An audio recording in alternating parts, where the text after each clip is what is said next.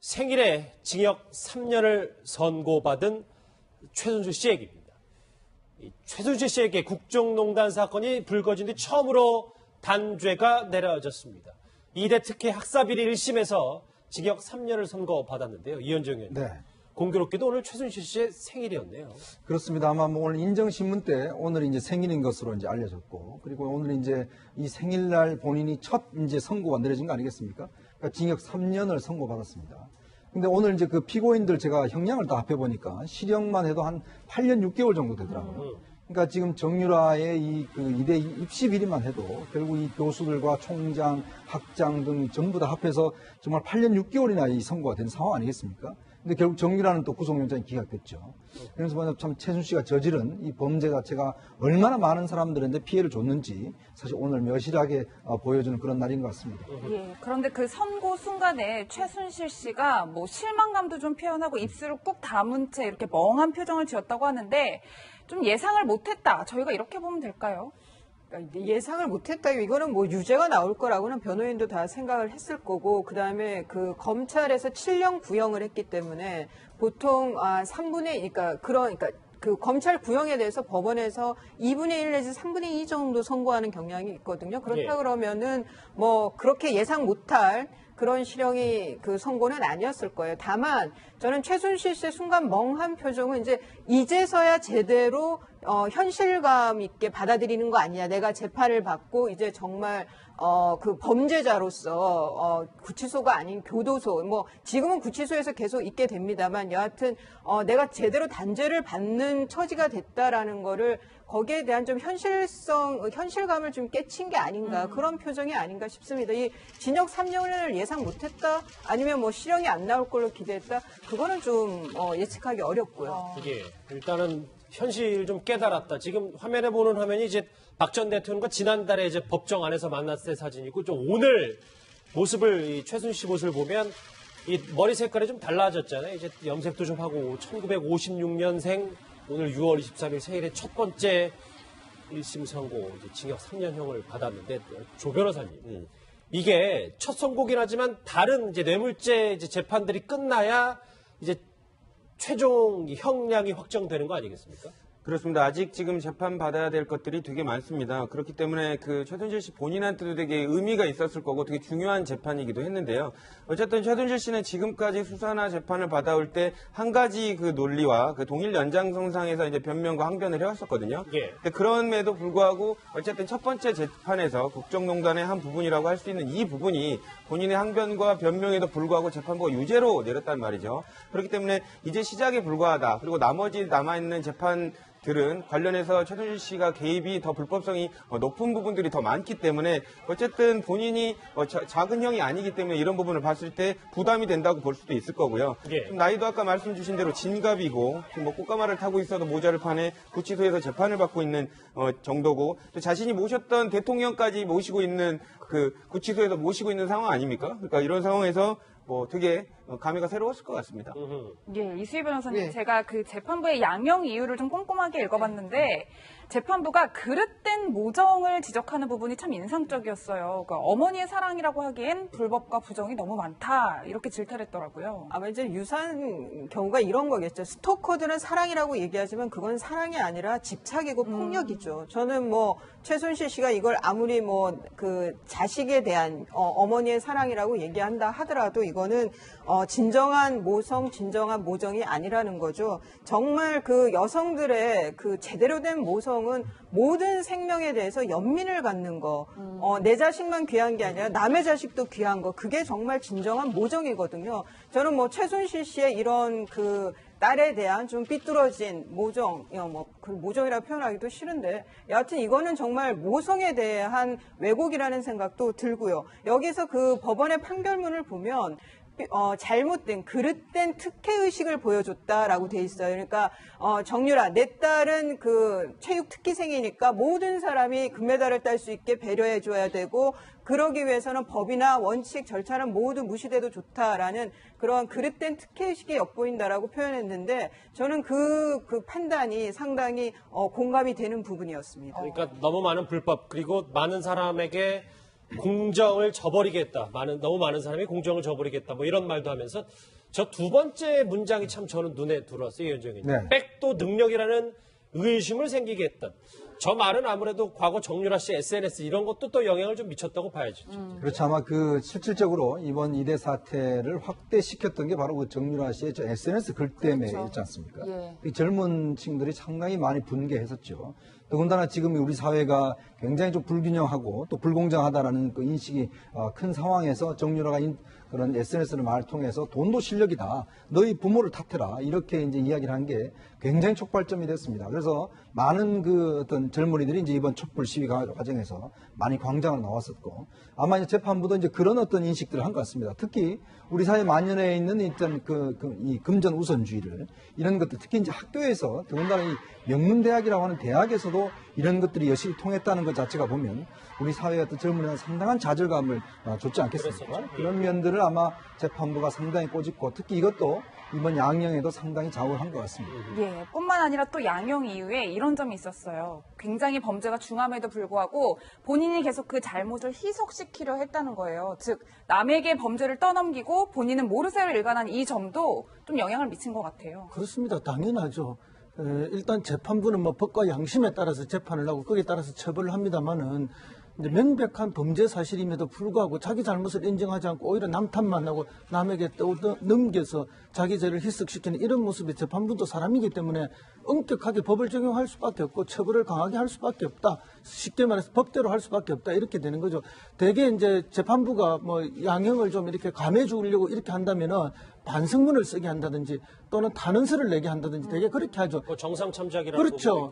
또 개준의 정상창작 이런 걸 통해서 감형해 주는데 그거는 기본적으로 자기 죄를 인정하는 거예요. 죄를 인정하고 그럼에도 불구하고 제가 잘못했으니 좀 봐달라든지 이런 죄를 지을 수밖에 없는 여러 가지 상황이 있어서 참 억울하니까 조금은 참작해달라든지 이런 건데 이거는 아예 오히려 피고인이면서도 갑질하는 피고인이기 때문에 중형으로 갈 수밖에 없는 사항이 아닌가. 엄격하게 법적 적용과 처벌이 따른다 이렇게 봅니다. 국정농단 사건 사법부의 첫 단죄이기 때문에 저희가 양형 이후 눈에 띄는 부분이 많아서 꼼꼼하게 짚어보긴 했는데 조 변호사님 오늘 아까 잠깐 언급도 됐지만 이 최순실 씨가 물론 뭐 현실을 좀 깨달은 부분도 있고 뭐 뚱한 표정을 지었다는 얘기도 있어서 글쎄요 이 정도면 또 항소 의사 표시로 봐야 되는 겁니까? 뭐 항소를 할 것으로 보입니다. 왜냐하면 일단 그 1심에 관련돼서 본인이 주장하는 거 공소 사실에 대해서 전면 부인을 하고 있기 때문에 또 어쨌든 유죄 판결이 나오지 않았습니까? 그렇기 때문에 항소를 할 것으로 보이고요. 다만 이제 여기서 이제 그 본인은 항소를 하더라도 항소심 재판부의 어떤 판단을 받을지가 또 뭐 귀추가 주목되는데 어쨌든 그렇게 나가면서 그 1심 재판부에게 선고한 재판부에게 또 이렇게 어떻게 보면 눈빛을 주고 나갔다고 하지 않습니까? 배짱 하나는 대단한 것 같은데요. 어쨌든 일반적으로 변호사들도 재판을 받고 나올 때는 인사를 합니다. 그런데 어쨌든 이미 판단을 받았기 때문에 1심 재판부한테는 뭐 아쉬울 거 없다 이런 마음이 있었을 수도 있고요. 어쨌든 확실한 것은 이러한 최순실 씨의 그 재판부를 대하는 태도, 법에 대해서 그리고 국민에 대한 태도가 변하지 않으면 이 같은 고의를 희석시킬 만한 증거가 별도로 발견되지 않으면 형량의 변화는 항소심에서도 비슷할 것 같습니다. 예, 이수희 변호사님, 네. 뭐 형량의 변화는 없을 거라고 말씀하셨는데 일단은 최순실 씨 측은 무죄를 주장하고 있는 입장이잖아요. 뭐 항소에 어떤 결과 미치지 못할까요? 저는 이제 항소는 할 것 같아요. 징역 3년이 이렇게 뭐 그 법감정으로는 국민의 법감정으로는 그렇게 길지 않게 느껴지지만 당사자 3년은 긴 거거든요. 아마 항소할 가능성이 더 높다고 보이고요. 그 다만 이제 그 뭐랄까 다른 그 공범자들하고 이제 판결문이 나와봐야 알겠습니다만은 그 읽은 내용으로 봐서는 순차적인 공모 관계라고 보고 있거든요. 그리고 딸 정유라 씨도 공범으로 전락시켰다라는 얘기가 나와요. 그렇죠. 그런 면에서 뭐 형사재판은 어느 재판보다도 증거에 대해서 굉장히 까다롭게 채택을 하기 때문에 아마 그 관련자들이 우리가 보도가 안 됐지만 그 행간의 이면에 관련자들끼리에 이렇게 좀 맞아떨어지는 면들이 좀 많았던 것 같아요. 이 특혜 입시를 치르는데 그런 면에서 글쎄 무죄 가능성이 항소를 한다고 해서 그리 크겠느냐 저는 좀 비관적으로 봅니다. 형량은 변하지 않을 것이라는 두 전문가분의 공통적인 의견인데 일단 지금 화면에 보이는 최순실 씨 외에도 2대 관련자들의 1심 선고도 줄줄이 있었습니다. 먼저 저희가 화면에 준비했는데 오늘 오전에 10시에 있었던 그 이대 비리 1심 선고에서 어떤 형량들이 나왔는지 보면 최순실 얘기는 쭉 했고요. 최경희 전 총장 징역 2년, 김경숙 전 학장 징역 2년, 남궁곤 전 입학처장 징역 1년 6월, 류철근 교수는 징역 1년에 집행유예 2년 나왔습니다. 쭉 봤을 때 조 변호사님, 일반적인 학사 비리에 대해서 형량이 좀 더 나온 겁니까?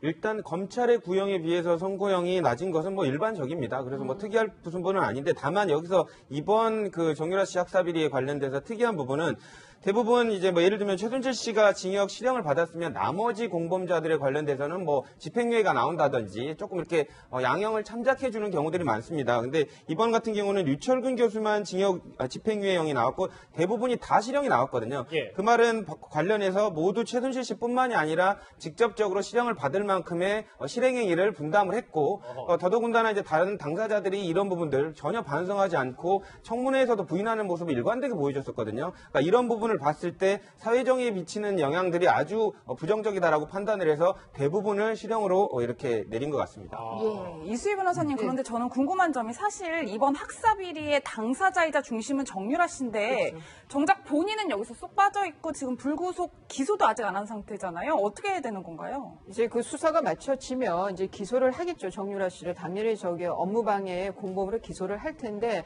앞서 지금 먼저 선고된 다른 공범자들의 이 재판에서 이제 판결문 내용이 참고 자료로, 아주 유효한 참고 자료로 쓰일 겁니다. 그러니까 뭐 공범으로, 딸 정유라도 공범으로 전락시켰다라는 말이 상징하는 바가 굉장히 큰 거죠. 그러니까 아마 정유라 씨도 그 판결문 그걸 보고는 좀 본인 입장에서도 부담이 됐을 것 같아요. 그러면 세 번째 영장 청구도 이제 가능해지는 건가요? 같은 혐의, 업무방해라든가 이런 걸로는 힘들 것 같고, 어떤 뭐 새로운 그 또 다른 혐의점이 나와야, 구체적인 혐의점이 나와야 할 텐데, 뭐 윤석열 중앙지검장이 그거는 수사를 한 수사팀의 판단에 맡기겠다라고 했는데, 그 말인즉슨 좀 더 좀 뭔가 구속하고 싶어 하는 의지는 강해 보여요. 그런데 현실적으로 그게 가능성이 있겠냐는 부분도 있고, 또 하나는 그 표적 수사 같은 얘기들이 이제 있잖아요. 정유라라는 저 인물에 굉장히 공분을 사는 존재이긴 하지만, 좀 이렇게 구속을 위해서 이렇게 표적으로 한다는 것이 과연 좀 근본적인 문제 제기를 하는 거예요. 이게 과연 옳은가 합당한가라는 문제 제기도 저는 있을 수 있다고 보입니다. 예. 말씀하신 것처럼 오늘 최순실 씨 관련 선고가 딸 정유라 씨에게 적지 않은 영향을 미칠 수도 있다, 뭐 이런 얘기를 하셨는데, 그런데 오늘 새 내용 하나가 있습니다. 최순실 씨가 정유라 씨의 귀국을 앞두고 검찰에 면담을 요청한 것으로 언론을 통해서 보도가 됐습니다. 당시 최순실 씨의 심경에 대해서 변호인 측 말부터 먼저 들어보시죠. 뭐 전혀 없습니다. 지금 만약에 상황에 변화가 있을 수 있다면은 그 엄중한 특수본 1기, 2기, 그 다음에 특검 수사, 이런 과정에서 드러날 거는 다 드러났습니다. 그래서 정유라가 입국해서 조사받는다 해서 달라질 부분은 없습니다. 이게 천하에 특별한 거는 없는 겁니다. 그러니까 딸 입국 직전에 최순실 씨가 말이죠, 위원장님. 네. 검찰 쪽에 이제 뭐 진실협조 의사타진, 그러니까 면담을 해서 내가 어느 정도까지 뭘 더 얘기할 수 있다, 이런 거래를 한 겁니까? 어떻게 봐야 돼요? 그러니까 이 최순 씨가 그 구치소에 있으면서도 딸을 위해서 끊임없이 여러 가지로 뭐 제했던 정황들이 나타나는 거죠.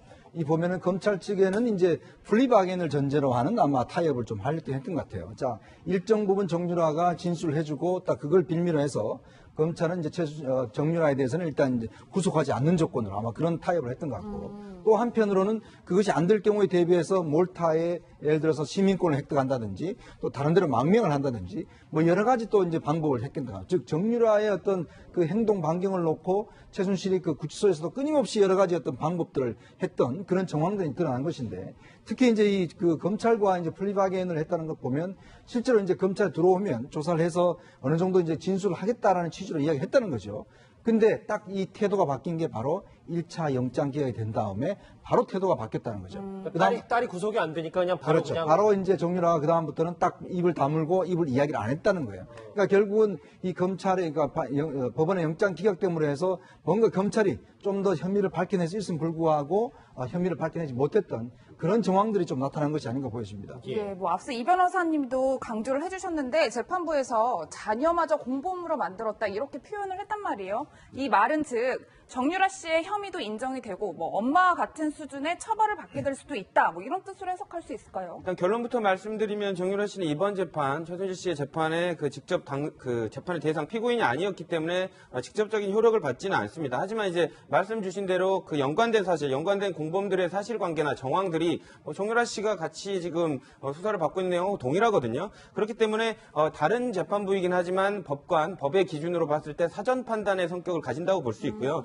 당연히 정유라 씨가 기소되고 이 재판을 동일한 사실관계를 전제로 해서 받게 될 경우에 당연히 그 재판부는 참조할 수밖에 없을 것으로 보입니다. 그렇기 때문에 결론적으로 얘기한다면 그 사전 판단을 받는 그 재판부가 공범과의 그 연관성, 공범의 성격을 가지고 있고 범죄 사실에 그 정유라 씨도 이 같은 범죄 사실을 상당 부분 인지하고 있었을 것이라는 전제로 공범이라는 표현을 썼기 때문에 그 정유라 씨의 재판에 불리할 것만은 확실해 보입니다. 이수희 변호사. 예. 근데 최순실 씨가 검찰에 면담을 요청할 때 변호사 입회 없이 하자고 제안했다는데 이거는 어떤 속내를 가지고 있다고 봐야 돼요? 이런 경우는 은밀한 제안이라고 표현해야 되지 않나요? 우리가 영화 속에서 본 듯한 뭐 그런 예, 변호인도 모르게 그러면은 검찰에도 좀 솔직하게 나한테 그러니까 내 입에서 어떤 걸 원하는 거냐라고 물어보고 싶은 거고 거기에 맞춰서 최순실 씨가 얘기를 할지 말지에 대한 어떤 판단을 하려고 한 것이 아니냐. 그러면 지금 추측을 해보면 뇌물죄가 성립되는 거는 인정할 수가 없죠. 그걸 얘기해 줄 수는 없어요. 왜냐하면 자기가 뇌물죄 공범이 되면 재산도 뺏기는데. 예. 그래서 그거는 아닌 것 같고 그냥 순전히 제 추측이지만 딜을 한다라고 했다면 그 어떤 그 진실 고백을 한다라고 했다면 박 전 대통령 주변에 뭐 김기춘 비서실장이라든가 안종범 수석이라든가 뭐 조윤선 장관이라든가 아니면 어떤 기업인이라든가 이런 사람들하고 자기가 어떤 관계였고 뭐 이런 거 정도는 얘기할 의향이 있었던가 본인만 알고 있는 아닌가. 예, 뭐 좀 그런 생각이 듭니다. 예, 이번 사태를 겪으면서 참 다양한 일들이 많이 일어나는 것 같은데 최순실 씨가 재판 과정에서 변호인의 휴대폰을 썼다라는 주장이 나오는데 이게 가능한 일인가요? 전혀 가능하지 않죠. 대단하다고 생각이 됩니다. 원래 이제 법정에서는 변호사들도 핸드폰을 보면 야단 맞습니다. 그리고 그 방청석에서 핸드폰을 켜고 있으면 법정 경위가 와서 소리나든지 이런 부분들을 주의하라고 주의를 주기 때문에 그 변호인도 아니고 관련된 피고인이 핸드폰을 만진다는 것 자체는 상상할 수도 없는데 만지려고 시도했다는 것 자체가 이해가 안 되고요. 그러면 이제 뭐 변호인을 통해서 얼마든지 그 뭐 예를 들면 관련된 부분을 상의하고 전달할 수 있는데 이런 부분은 최순실 씨의 성격이나 성향하고도 관련이 돼 있다고 봅니다. 무슨 뭐 메시지를 준다거나 메일을 주려고 했는지는 모르겠지만 최순실 씨가 이때까지 국정농단에 관련된 부분의 행동 양태를 보면 본인이 항상 시켜놓고도 직접 지시를 하거나 확인하는 성향이 있지 않습니까? 그래서 이런 부분으로 혹시 활용하려고 했던 거 아닌가라는 좀 의심도 듭니다. 그러니까 조 변호사는 아까 잠깐 화면에도 나왔었지만 최순실 씨는 저거를 이제 딸 관련 기사를 찾아보려고 휴대전화를 봤다고 하는데 저걸 고지고대로 또 믿을 수는 또 없지 않겠습니까? 그렇죠. 왜냐하면 최순실 씨 같은 경우는 지금 재판에서 여러 가지 확증이 나오는데도 불구하고 다른 얘기를 하고 있거든요. 그렇기 때문에 본인이 어떤 지적을 받았다고 하더라도 순순히 말할 가능성은 없습니다. 더더군다나 재판장이 앞에서 보고 있는데 법정에서 핸드폰을 만질 정도로 과감한 배짱이 있는 사람이 관련해서 그런 시도를 하면서 단순히 기사 검색을 하기 위해서 봤다? 믿기는 좀 어려운 것 같습니다. 예, 이수희 변호사님 뭐 과감한 배짱이라고 표현하셨는데 보통 믿는 구석이 있어야 이 정도 행동을 할 수 있을 것 같은데 어디서 이런 당당함이 나오는 걸까요? 아니 이게 변호인이 건네준 것 같아요. 그러니까 변호사가 건네주도 않는데 자기가 그냥 갖고 와서 옆에 휴대전화 있으니까 갖고 와서 봤다 그러면은 최순실 씨가 정말 대범하다고 할 텐데 뭐 좀 볼 수 있냐 그러니까 변호인이 저걸 건네줬다 그러면은 최순실 씨보다는 그 변호사가 이거는 그 원칙을 어긴 거예요. 다른 것도 아니고 구속된 피고인이기 때문에 이런 거를 주면 안 되거든요. 그걸로 만약에라도 누구한테 문자를 보낸다든가 그럴 수도 있는 거잖아요. 외부하고 연락을 할 수도 있는 그렇죠. 거잖아요. 저는 이거는 뭐 최순실 씨보다 그 변호인이 굉장히 경솔하게 행동했다라고 지적을 하고 싶습니다. 글쎄 검찰의 은밀한 제안도 하고 뭐 법정에서 갑자기 휴대폰도 보고 말이죠. 최순실 씨 뭔가 지금 머릿속이 복잡한 것만은 분명해 보이는데 최순실 씨의 재판이 이루어지는 동안에 딸 정유라 씨의 해외 재산 처분이 또 도마 위에 올랐습니다. 먼저 해외 재산에 관련된 정유라 씨의 발언부터 들어보시죠. 그 언제쯤 가셨나요? 독일에 가는 때가? 2주 전. 2주 전이었죠? 그때 15일 날 그때 그 프랑크푸르트 시내에서. 근데 저는 쇼핑은 안 갔습니다. 네네네. 근데 그날 계셨던 건 맞고요. 현재도 생활하시는 고모분하고 아들분은 체류 비용을 어떻게 해결하시는 거죠? 그건 제가 모릅니다. 저는 계속 안에만 있어서 애기만 일주일에 몇 번씩 본인의 봤기 변호사 비용도 포함해서 현재 치료 비용 분명히 들어가는 부분이 있을 텐데요. 때문에. 네, 그 내용에 대해서 전혀 모르시나요? 전혀 모릅니다.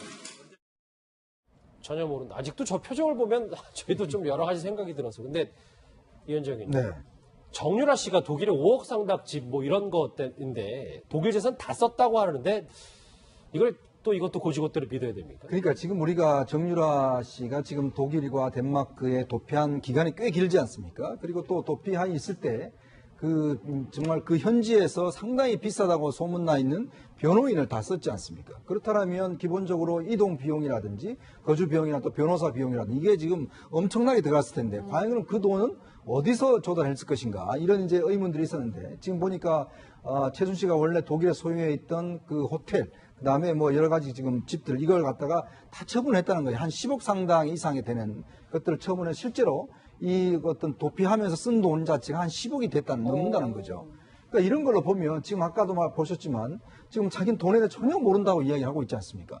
근데 사실은 어떤 면에서 보면 참 계속 우리가 정유라의 이중적인 좀 면을 보고 있는데 실제로 지난번에 뭐 프랑크푸르트도 왔다 갔다 하고 이런 것 이제 여러 가지 정황들이 좀 포착이 됐잖아요. 그런 걸로 보면 실제로 지금 독일 내에서 어떤 대리인을 통해서 재산을 다 처분했고 이 처분한 재산을 이용해서 실제 독일에서 사용했던 또 그다음에 덴마크에서 사용한 돈 자체를 대부분 썼다라는 것이죠. 그렇기 때문에 실제 한 10억 상당의 돈을 이제 쓰고 왔다는 것인데, 근데 본인은 전혀 지금 얼굴 하나 변하지 않고 모른다라고 이야기를 하고 그렇죠. 있으니까 실제 아마 이게 외국에 있는 재산이 얼마나 되는 것인지는 정말 좀 더 추적을 해봐야 될 것 같습니다. 예, 뭐 추적을 해봐야 된다고 말씀하셨는데 뭐 마음 같아서는 빨리 환수해오고 싶은데 방법이 없는 건가요?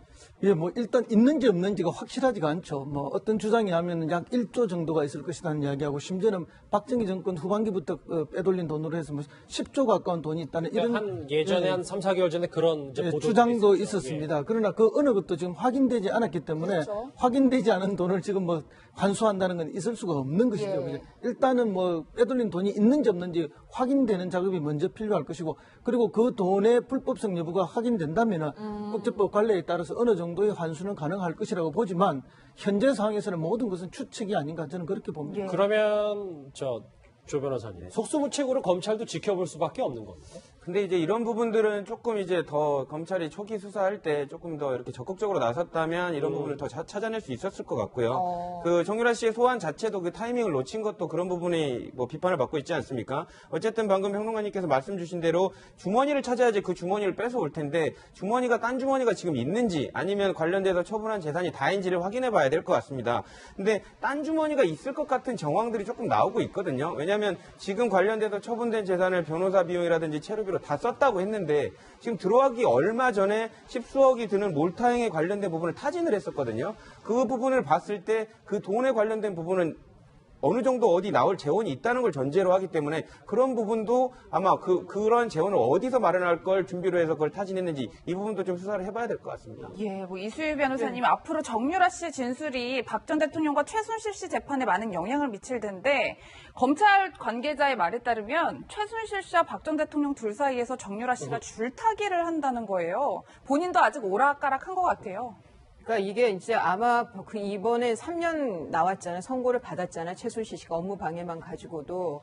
저는 거기다가 이제 딸을 공범으로 전락시켰다라는 판결서도 나왔고, 저는 정유라 변호인 측에서 그 입단속을 굉장히 많이 시킬 거라고 봐요. 또다시 이제 그 입국한 직후에 보여줬던 그 교육받은 그 멘트에서 그 워딩에서 크게 벗어나지 않는 진술들은 할 것 같은데 모르겠습니다. 워낙 성격 자체가 좀 튀는 면이 많이 있기는 하지만 그래도 말씀드린 대로 현실감을 좀 깨닫고 그리고 상황이 본인들한테 굉장히 불리하게 간다, 이렇게 법감정, 여론이 그런 걸 다시 한번 느끼면서 글쎄요. 정유라 씨가 저는 이전보다는 말수가 많이 줄지 않을까 그런 생각이 드네요. 알겠습니다. 국정농단 이 사건을 수사한 지 8개월 만에 사법부의 첫 단죄가 나왔습니다. 최순실 씨 징역 3년을 선고받았는데요. 앞으로 어떤 또 이 국정농단 흐름의 이 분위기를 바뀌게 될지 주목을 해보겠습니다. 6월 23일 생일의 첫 번째 1심 선고, 이제 징역 3년형을 받았는데,